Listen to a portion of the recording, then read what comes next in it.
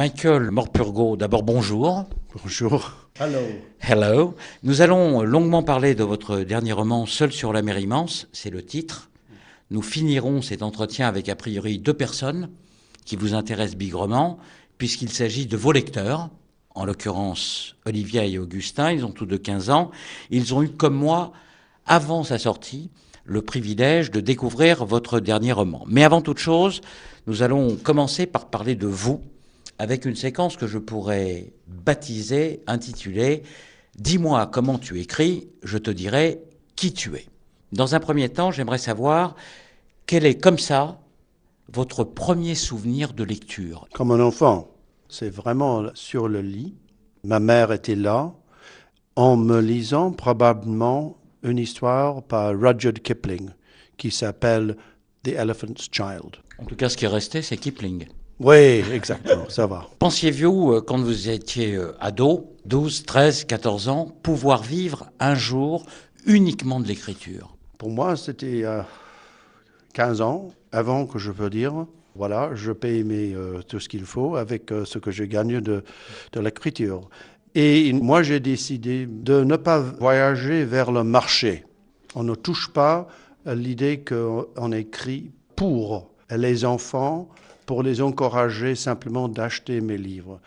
Et à mon avis, si on peut écrire quelque chose qui touche l'âme d'un enfant, d'un adulte, c'est bien. Et j'écris vraiment pour ça. Une petite parenthèse, Michael. Comment un homme comme vous, qui respire l'humanisme par tous les pores de sa peau et l'encre de sa plume, a-t-il pu, avant d'être écrivain, avant d'être enseignant, se laisser tenter par le métier des armes et rentrer dans une école militaire ? Est-ce que c'est une erreur de jeunesse, une erreur de trajectoire ? Michael, que s'est-il passé ? Je crois que c'est pas une erreur. C'est un chemin que j'ai suivi. Il y a une raison pour ça. C'est la Deuxième Guerre mondiale. Pendant la Deuxième Guerre mondiale et pendant mon enfance, après la Deuxième Guerre mondiale, vraiment tous les héros des jeunes. On ne peut pas justifier une guerre, mais pour les Français, les Anglais, il y a une justification pour cette guerre. Et les hommes qui sont morts à cause de ça, les femmes, les enfants morts pendant cette guerre, à mon avis, ils sont vraiment des héros. J'étais un peu romantique, mais c'est aussi dans ma maison un peu comme ça. Ma mère était comme ça.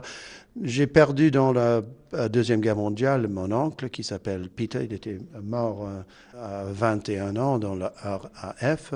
C'est probablement la raison qu'à 18 ans, j'ai pensé, qu'est-ce que je peux faire ? Je ne suis pas très habile. Je n'écris pas. Je ne veux pas être enseignant. Qu'est-ce que je veux faire ? Je veux devenir soldat. Mais le problème, c'est que j'ai décidé d'être un général très très vite, mais malheureusement, j'ai rencontré ma femme. Et ma femme a demandé une seule question, pourquoi tu fais ça ? Et j'ai changé mon chemin. Mais c'est la faute de ma femme. J'ai bien compris, cette pauvre Claire y est absolument pour tout dans ce qui vous arrive, de pire et aussi de meilleur, on peut le dire. Michael, comment vous écrivez ? Est-ce qu'il y a un endroit particulier où vous rentrez en écriture ? Oui, mon lit. C'est simple.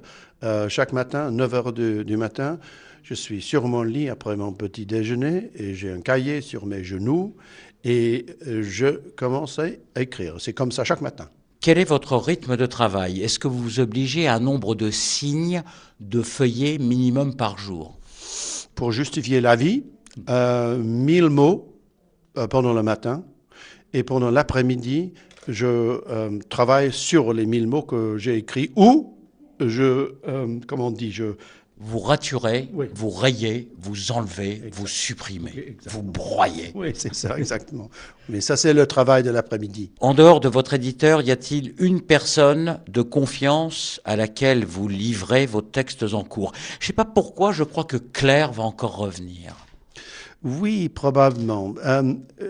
Normalement, je discute l'idée d'un roman avec Claire d'abord. Et ça, c'est vraiment très important d'avoir quelqu'un là pour examiner l'idée. Est-ce qu'il y a une richesse là-dedans, etc., etc. Et puis, après un chapitre ou à la fin, je donne ça, oui, immédiatement à Claire. Et Claire, normalement, elle répond très bien, mais pas aussi bien que cheval de guerre. Vous êtes, et vous le dites, vous êtes un cultivateur d'histoire. Mais pour cultiver, il faut semer. Qui a semé pour vous? Votre mère, comédienne? Un prof? Qui a mis les grains dans le cœur de Michael? Probablement ma mère a commencé. Et puis, il y a 2 ou 3 événements, assez petits, mais je crois pour moi importants. Visite au théâtre à 12 ans. J'ai vu un grand comédien qui s'appelle Paul Scofield, qui joue Hamlet à Londres. Et il a parlé avec la poésie de Hamlet avec une voix magnifique.